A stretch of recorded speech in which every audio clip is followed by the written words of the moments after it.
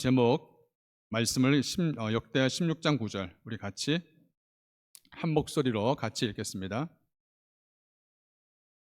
역대하 16장 9절 시작. 여호와의 눈은 온 땅을 두루 감찰하사 전심으로 자기에게 향하는 자를 위하여 능력을 베푸나니. 다시 한번 시작.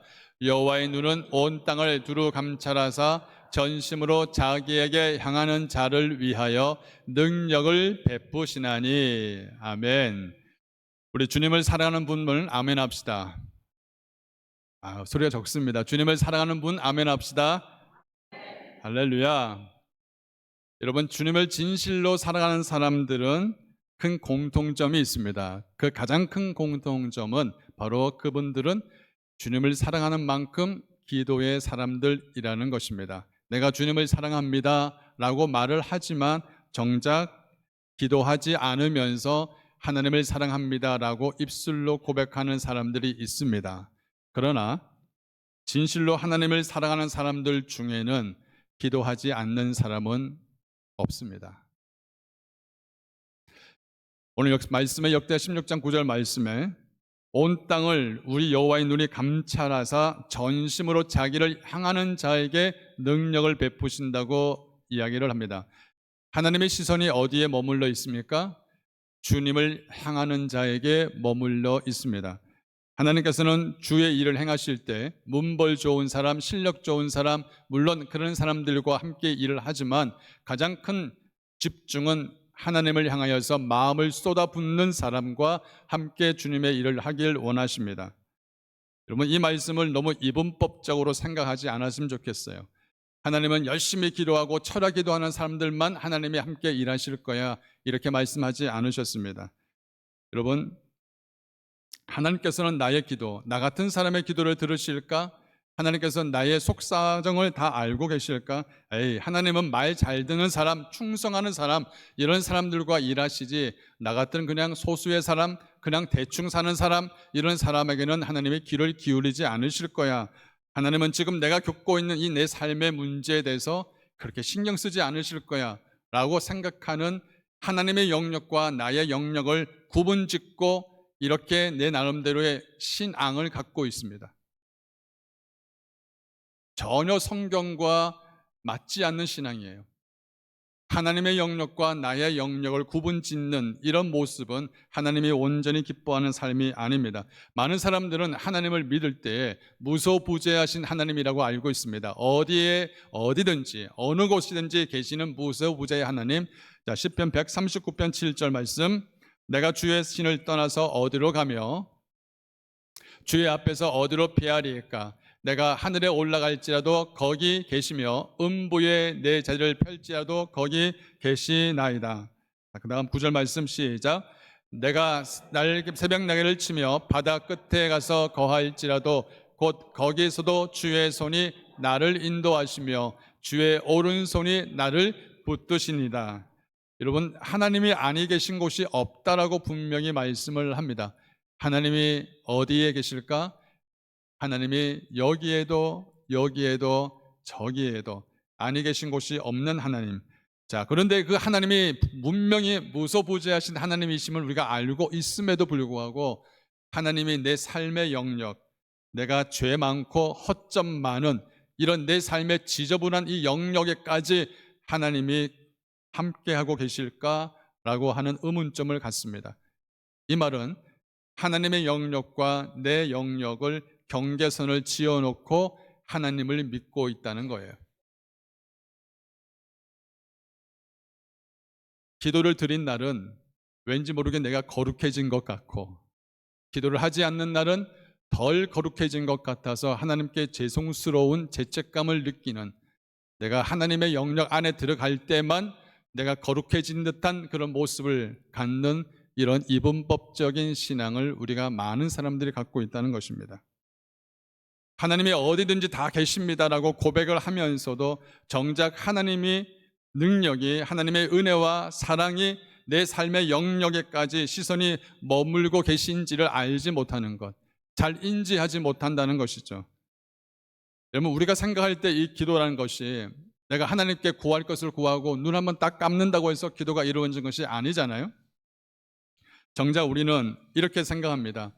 혹시 하나님께서 내가 이것저것 막 구하면 이방인의 기도처럼 중언부언한다고 혹시 여기질 않으실까?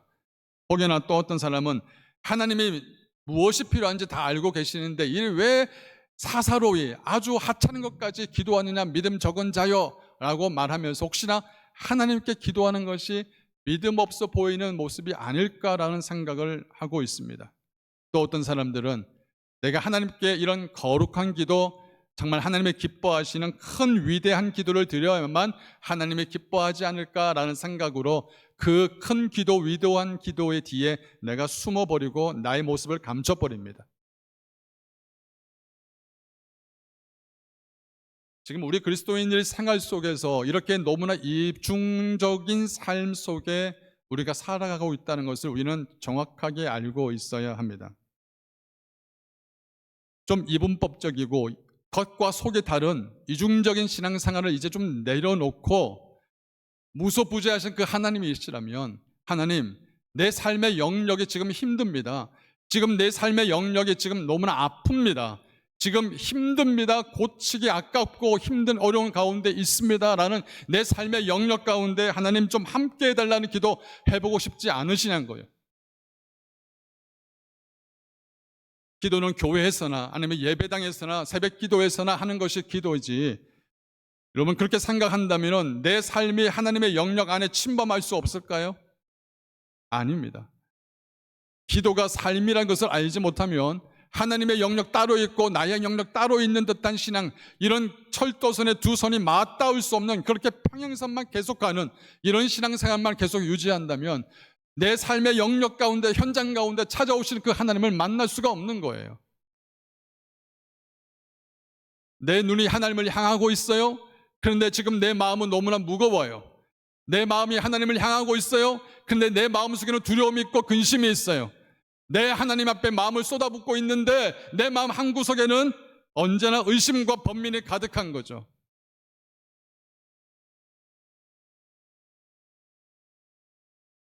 하나님은 거룩한 곳에 계시는 분이지 이런 나의 삶 속에서 함께 하고 계시지 않을 거야 라는 이런 생각으로 하나님을 바라보신다면 우리는 기도하는 것이 부담스러울 겁니다.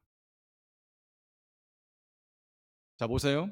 내 사무실, 내 직장, 내 삶의 현장, 내 자녀들 운전을 하다가도 지쳐서 힘들 때, 여러분 남자와 이렇게 막 상사들과 이야기를 할 때 언짢은 일들, 막 부딪혔던 일들, 그런 많은 일들 가운데서도 이런 사사꼴꼴한 이런 모든 가운데서 하나님 이 모습 그대로를 어떻게 역사하십니까?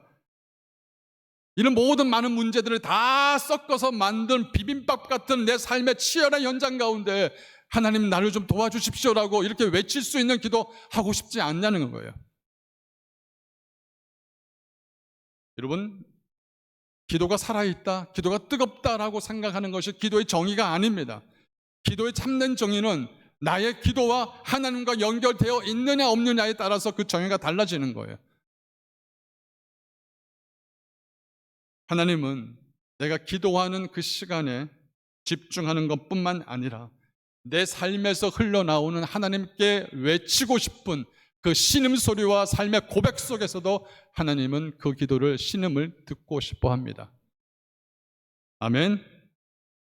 비록 기도에 참아 담지 못했던 내 지저분한 내 마음에 있는 시커멓게 목보다 더 검은 내 속사정을 하나님께 아뢰고 싶은 이 마음을 아뢰고 싶은데 차마 아뢰지 못하는 이 내 마음의 속에 끌려있는 마음까지도 우리 하나님은 알고 싶어 합니다. 아니, 아십니다. 여러분, 출애굽을 이스라엘 백성이 나오게 되어진 그 시작은 모세를 불러서부터가 아닙니다. 하나님이 이스라엘 백성의 그 삶의 고역과 고통과 아픔에서 터져나오는 그 신음소리를 들으시고 하나님이 이스라엘 백성을 출애굽하기 결단하신 것이죠. 출애굽기 2장 23절 25절 같이 읽겠습니다. 여러 해 후에 이집트 왕이 죽었으나 이스라엘 사람들은 여전히 고역으로 신음하며 부르짖었다. 그들의 부르짖는 소리가 하늘에 사무치자 하나님은 그들의 신음하는 소리를 들으시고 아브라함과 이삭과 야곱에 하신 약속을 기억하셔서 이스라엘 자손을 돌아보시고 그들에게 관심을 가지셨다. 여러분, 이들의 부르짖는 소리가 사람들이 모여있는 예배당에서 부르짖는 소리였습니까? 아니면 애굽 신전에서 부르짖는 소리였습니까?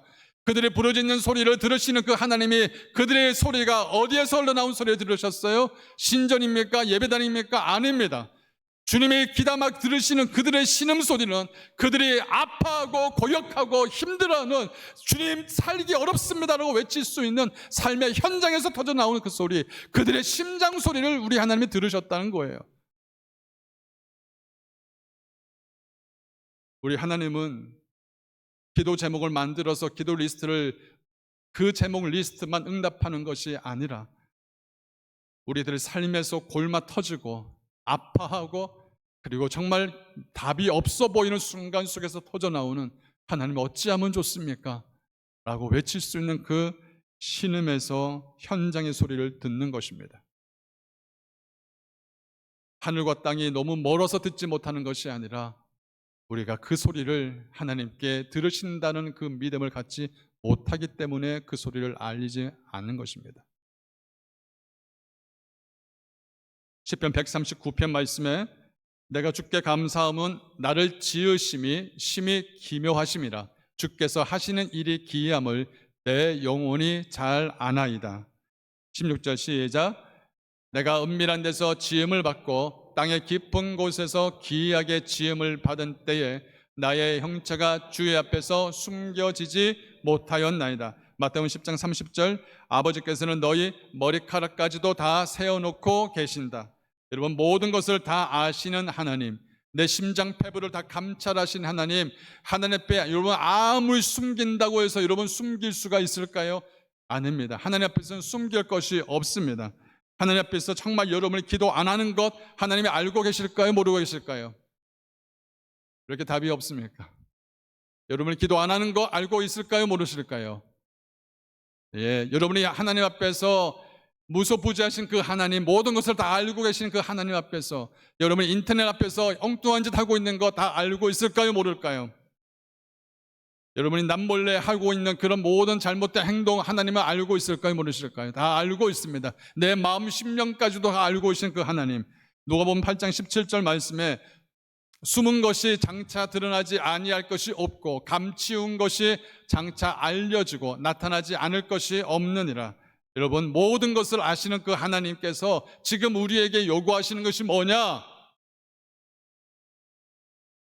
내가 너의 모든 것을 알고 있는데 너는 왜 나에게 아뢰지를 않느냐는 거예요. 우리가 모든 것을 아시는 하나님이기 때문에 우리가 아무것도 구하여 되지 않는 게 정확한 걸까요? 아니면 모든 것을 구하는 게 답일까요? 모든 것을 구하는 것이 답입니다. 우리가 어떠한 행사나 예배 때만 하나님께 드려지는 이 기도만 주님이 집중하는 것이 아니라 우리 삶의 구석구석에 있는, 펼쳐져 있는 삶의 그 모든 현장의 소리를 우리 하나님은 듣고 있다는 것입니다. 마태복음 21장 22절 말씀 가운데 너희가 기도할 때에 뭐라고요? 무엇이든지, 다시 한번 뭐라고요? 무엇이든지 믿고 구하는 것은 다 받으리라 하시니라. 요한복음 11장 22절 시작. 나는 이제서라도 주께서 무엇이든지 하나님께 구하시는 것을 하나님이 주실 줄을 아나이다. 아멘. 요한에서 5장 15절 시작. 우리가 무엇이든지 구하는 바를 들으시는 줄 안즉 우리가 그에게 구한 그것을 얻은 줄을 또한 아느니라. 아멘. 여러분, 하나님께서 이렇게 무엇이든지 구하는 자에게, 무엇이든지 간구하는 자에게, 무엇이든지 기도하면 하나님께 들으신다는 그 약속을 우리가 믿는데도 불구하고 기도하지 않는 게 정상일까요?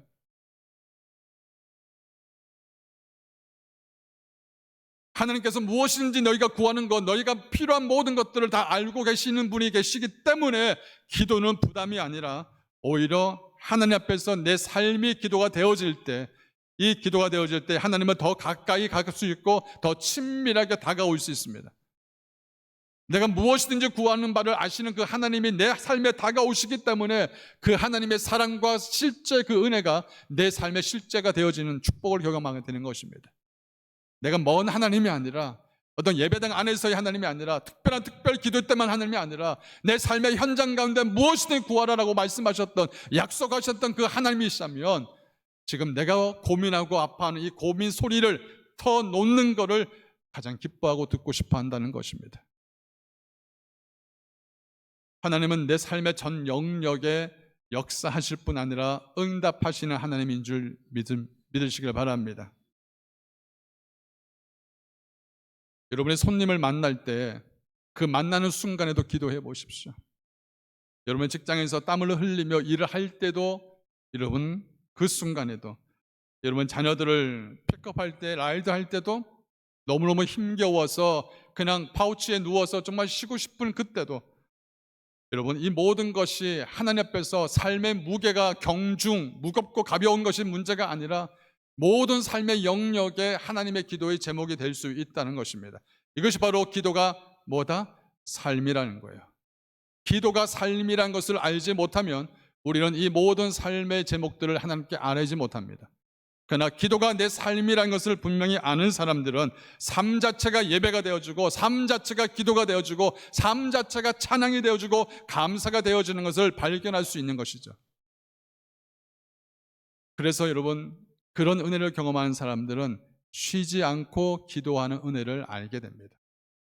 아, 내가 아침에 눈을 떠서 하나님 앞에서 기도하고 직장에서 일하는 그 순간 모든 삶의 순간순간이 예배구나, 기도구나, 찬양이구나 이것을 알게 될 때 우리는 쉬지 않고 기도하는 것을 경험하게 된다는 것이죠.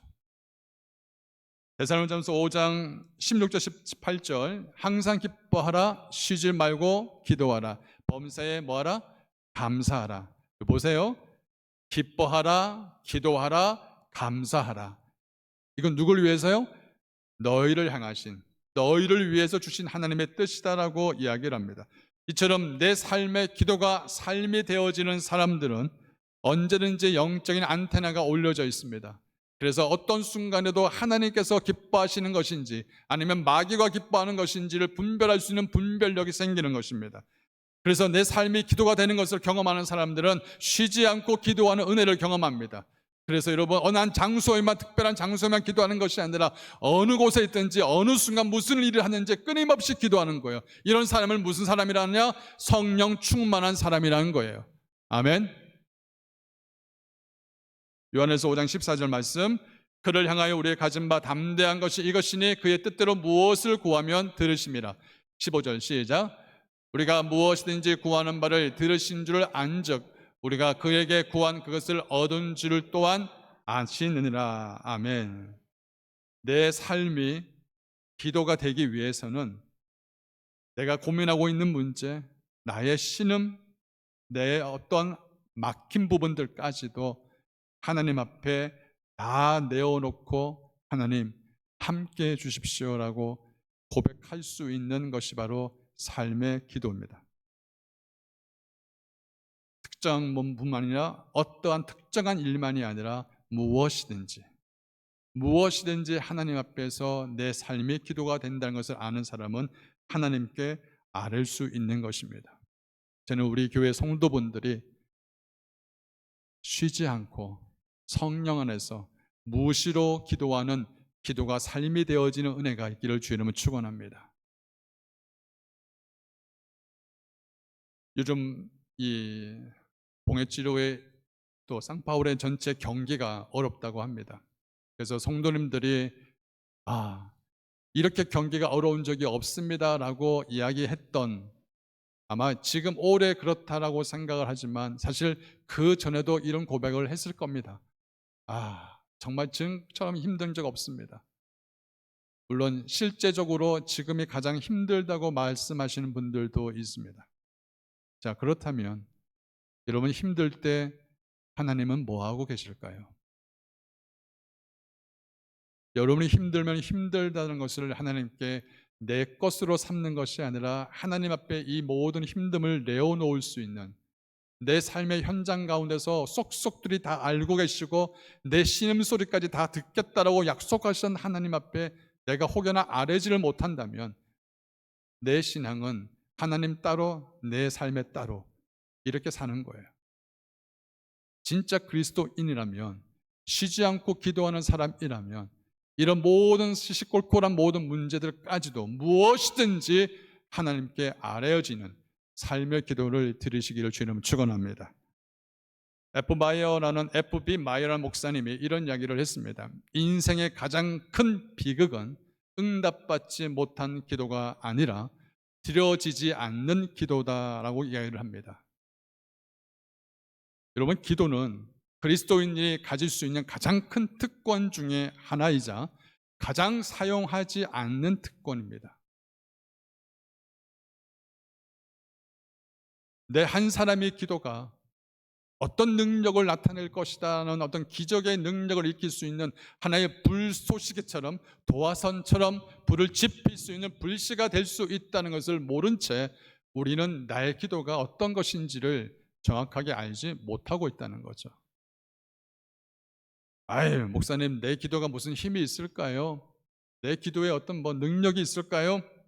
여러분, 그런 생각하지 마십시오. 하나님의 역사는요, 한 사람의 기도를 인하여서 수많은 하나님의 능력과 역사를 경험했던 증거들이 많이 있습니다. 1855년에 보스턴에 있는 마운튼 벌론이라는 이 조그만 도시 안에 그 교회가 하나 있었습니다.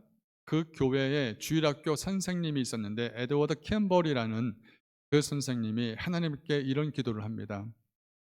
눈물로서 하나님께 아뢰입니다. 하나님, 한 영혼을 천하보다도 귀히 여기시는 하나님, 저에게 맡긴 이 아이를 위해서 기도합니다 라고 하면서 그 아이를 하나님 손에 올려드립니다. 그 아이가 주님을 만나게 하시고 거듭난 인생을 살게 해달라는 간절한 기도를 드리고 구두 수선을 하고 있는 그 아이를 찾아갑니다. 그리고 그 아이에게 예수님을 전합니다. 선생님의 그 진심이 그 아이의 마음을 움직였어요. 그리고 그 아이가 예수님을 만나고 거듭난 하나님의 은혜를 경험하게 되었습니다. 그 사람이 누구죠? 바로 100만 명을 전도했던 가장 영적 강력한 D.L. 무디입니다. 이 D.L. 무디가 훗날에 영국의 전도 여행을 하면서 FB 마이어 목사님이 세운 교회에다가 말씀을 증거를 합니다. 그 말씀에 감동을 받아서 FB 마이어 목사님이 무디 선생님처럼 복음을 증거하는 순회 전도자의 길을 걸어가게 되어집니다.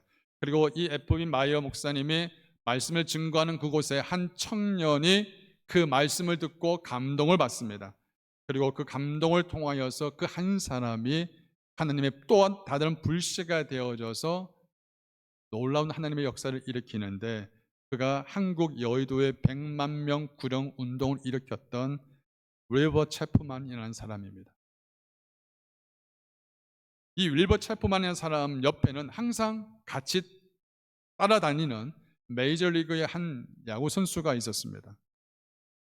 그 메이저리그 출신 야구 선수가 결국은 회심을 하면서 그가 바로 수십만 명, 90만 명의 이상의 사람을 회심을 시켰던 빌리 선데이라는 야구 선수였습니다.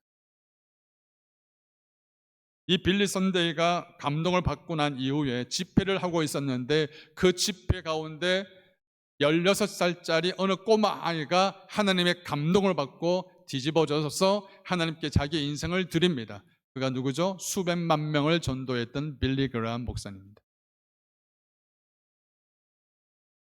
한 주일학교 교사의 그 눈물의 기도를 인하여서 수많은 사람이 변화가 되어지고 수백만 명의 주님께 돌아오는 이런 놀라운, 하나님만이 하실 수 있는 크고 놀라운 비밀을, 역사를 경험하게 된 것, 이것은 하나님의 역사요, 하나님의 기적이요, 하나님이 우리 삶에도 동일하게 이 역사를 일으킬 수 있는 분이심을 믿으시길 바랍니다. 아멘. 한 영혼을 사랑했고 한 영혼을 귀히 여겼던 주일학교 교사의 그 눈물과 그 기도 속에 수많은 사람들이 주께 돌아오는 하나님의 놀라운 일을 행하셨다는 것. 우리는 이런 생각을 합니다. 내 기도가 힘이 없다고요? 아닙니다. 내 기도는 힘이 없을지언정 내 기도를 듣고 응답하시는 하나님은 절대 힘이 없는 분이 아니십니다. 아멘. 내 기도가 별로 유창하지 못하다고요? 내 기도가 비록 유창하지 못하여도 내 신음소리까지, 내 속마음까지 깨닫고 있는 그 하나님의 소리, 그 소리를 들으시는 여호와 하나님은 전지전능하신 하나님이십니다.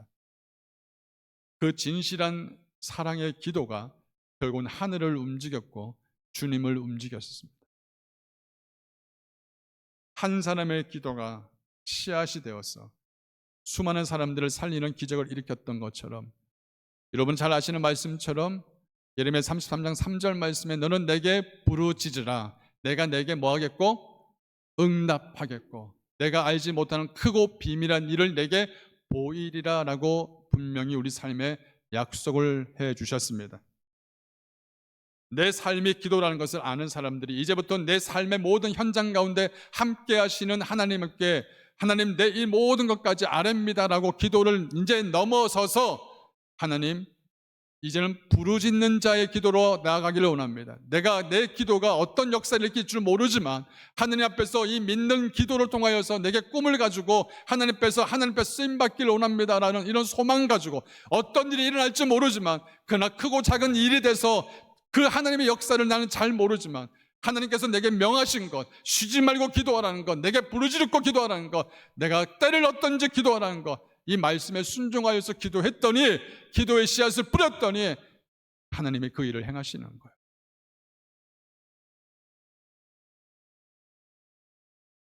죄송하지만 제가 군대 이야기를 하겠습니다.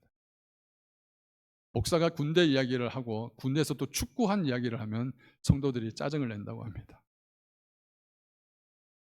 군대 있을 때 저는 새벽 기도를 나갔습니다. 새벽 기도 끝나고 나서 부대 연명장 그 막사 앞에 운동장에서 무릎을 꿇었습니다. 그리고 하늘을 향해서 두 손을 들고 하나님, 이 막사에서 자고 있는 모든 장병들이 예수님을 영접하기를 원합니다. 그렇게 그 영혼들을 위해서 기도를 했었습니다. 그리고 저는 그때 하나님 앞에서 기도하기를 제목이 있었습니다. 하나님, 지금 여름 수련회가 CCC라는 학생 운동이었는데 CCC라는 이 학생 운동에서 여름 수련을 하는데 제가 꼭 가고 싶습니다. 하나님. 그때 제가 일병이었기 때문에 정기 휴가를 받으려면 몇 개월이 지나야만 갈 수 있지 결코 수련을 간다는 것은 불가능한 일이었습니다. 그러나 그래도 하나님께 기도하면서 너무나 강하게 가고 싶은 마음이 생겨서 하나님 왜 이 마음을 주시는지 모르지만 그렇게 가고 싶습니다. 도와주십시오. 길을 열어주십시오. 이런 기도를 했었습니다. 그런데 저희 부대에 무슨 일이 일어났냐면 탈영병이 생겼습니다. 탈영병이 2등병이었습니다. 마음이 참 약하고 어린 친구였는데 이 친구가 부대의 훈련을 견디지 못하고 그러다 보니까 탈영을 했습니다. 이 부대에서 탈영을 했을 때는 정확하게 잘 기억나지 않지만 48시간인가 72시간 안에 잡으면은 이게 사건 사고로 취급되지 않는다고 합니다. 그러니까 이 연대 병력까지 다 동원해서 그 아이를 찾기 위해서, 그 장병을 찾기 위해서 온 부대가 난리가 났습니다. 그러다가 그날 이제 어느 날 밤에 잠을 자는데 제 고참이 제 머리를 툭 치면서 야 김일병, 그럴 때는 어떻게 뭐가 나와요? 예! 튀어나오잖아요. 가서 라면 좀 사와. 그래서 라면을 사오라는 것은 저보고 담을 넘으라는 거예요. 그 담을 넘을 수 있는 길은 정상적인 통로로 갈 수 없기 때문에 그 MS-60이라는 그 기관총이 있습니다. 기관총을 쏘을 수 있는 조그만 구멍을 만들어 놨죠. 그 구멍에는 이렇게 철조망이 쳐져 있습니다. 이걸 철조망을 헤치고 담을 기어 넘어가서 그리고 시냇가를 건너서 그 앞에 조그만 초가집 같은 매점이 있습니다. 거기서 라면을 사오라는 거예요. 군대는 까라면 까는 거죠. 군대는 뭐 하면 해야 되는 거잖아요. 그래서 옷을 주섬주섬 입고 사람들 몰래 그 구멍을 통해서, 여러분 그 철조망이 뭐 있으면 이게 막 살이 꺾이잖아요. 그래도 어떻게 해요? 명령인데. 그래서 그 매점에서 라면 2개와 초코파이 2개를 샀습니다. 그래서 그것을 가지고 딱 나오는데 저 위에서부터 누가 투벅투벅 걸어옵니다. 만약에 제가 갔다가 누구에게 걸리면은 저도 역시 영창입니다. 탈영병으로. 그때 제가 강원도에서 군생활을 하다 보니까 기본이 굉장히 단단합니다. 사람이 오니까 저절로 그냥 낮은 포복이 나오면서 막 기어서 바위 뒤에 숨어서 보니까 아니나 다를까 탈영병이었습니다. 제가 그 친구를 알고 있으니까 그 친구 이름을 부르면서 그 친구의 오른손을 붙잡고 한 손을 딱 붙잡고 도망 못 가게 초코파이를 그 친구 입에다 넣어줬습니다. 그때 이 친구한테 이런 말을 했습니다. 엄마가 지금 이병수에서 널 기다리고 있어. 그 이야기 들으니까 이 친구가 눈물을 뚝뚝뚝 흘리면서 제가 나올 때는 어디로 나왔어요? 개구멍 청왕구로 나왔지만 들어갈 때는 어디로 들어갔어요? 떳떳하게 정문으로 들어갔습니다. 그러니까 난리가 난 거죠. 그때 대대 인사계가 저를 개인적으로 불렀습니다. 야, 너 김일병, 너는 이제부터 담을 뛰어넘어서 그 친구를 잡은 게 아니라 매복을 쓰다가 그 친구를 잡았어. 2인 1조 매복을 쓰다가 잡았으니까 너 네 마음에 드는 한 사람 불러. 왜요? 하니까 내일 당장 포상휴가 갈 거니까. 그래서 제 밑에 일병 그 부하가 있었는데 이 친구가 태권도 때문에 온 다리가 찢어져 가지고 피멍이 드는 아주 고생하는 친구 하나 있었어요. 그 친구와 함께 둘이서 바로 그 다음날 연대장 표창 받고 포상휴가를 하고 저는 어디로 갔을까요? 수련회를 갔습니다. 그 수련회를 가서 하나님께 내 인생을 온전히 드리는 결단을 하게 된 때가 바로 그 수련회였습니다. 근데 그 수련회 때 쉬는 시간에 바닷가에 이제 몽산포라는 이름은 바닷가인데 태안반도 있는 쪽에. 근데 그때 제가 혼자 거닐고 있었습니다. 거닐고 있는데 누군가를 만났어요. 근데 그 친구에게 하나님께서 그 마음속에 마음에 복음을 증거하는 마음을 주어서 그 친구를 붙잡고 이야기를 하다 보니 그 친구는 자살을 하기 위해서 그곳에 왔다는 거예요. 하나님께서 그 아이의 그 친구의 마음을 또 열어주셔서 자살하고 싶어하는 그 마음을 바꾸셔서 예수를 영접하게 되었고 그 하나님의 백성이 되었고 자살을 멈췄습니다. 가만히 놔두면 죽어서 자살할 수밖에 없는 그 한 젊은이를 살리기 위해서 하나님은 나의 짧은 기도지만 내가 하나님의 불가능했던 기도지만 그냥 하나님의 역사하실 것을 믿고 했던 그 짧은 기도에 응답하셔서 하나님의 그 일을 행하셨던 거죠. 사랑하는 성도님들, 내 기도가 힘이 없다고요? 아니요. 내 신음을 들으시는 하나님은 위대하신 분이십니다. 내 기도가 너무 짧다고요? 많은 사람들 같이 그렇게 뜨겁게 기도하지 못한다고요? 아닙니다. 하나님은 내 신음 소리도 들으시는 하나님이기에 여러분이 무엇을 구하든지 그 하나님은 내 기도에 들으시고 응답하시는 하나님인 줄 믿습니다. 저는 우리 봉해주로 주님의 교회가 이런 믿음을 가지고 기도의 삶을 살아가기를 주의 이름으로 축원합니다. 저는 여러분이 무엇을 하든지 무엇을 구하든지 온전히 하나님께 하나님을 신뢰하고 구하는 것마다 응답을 받는 그런 놀라운 주님의 축복이 있기를 주의 이름으로 축원합니다. 기도는 부담이 아니라 삶입니다. 그래서 이 삶의 기도가 되는 사람은 언제든 어디든지 무엇이든지 하나님께 아뢰 수가 있습니다. 저는 우리의 기도를 들으시고 응답하시는 그런 하나님을 믿습니다. 기도합시다. 우리 한번 이 시간 같이 말씀 부여잡고 같이 기도했으면 좋겠습니다. 하나님은 내 모든 삶의 심장폐부까지 감찰하시는 하나님이십니다.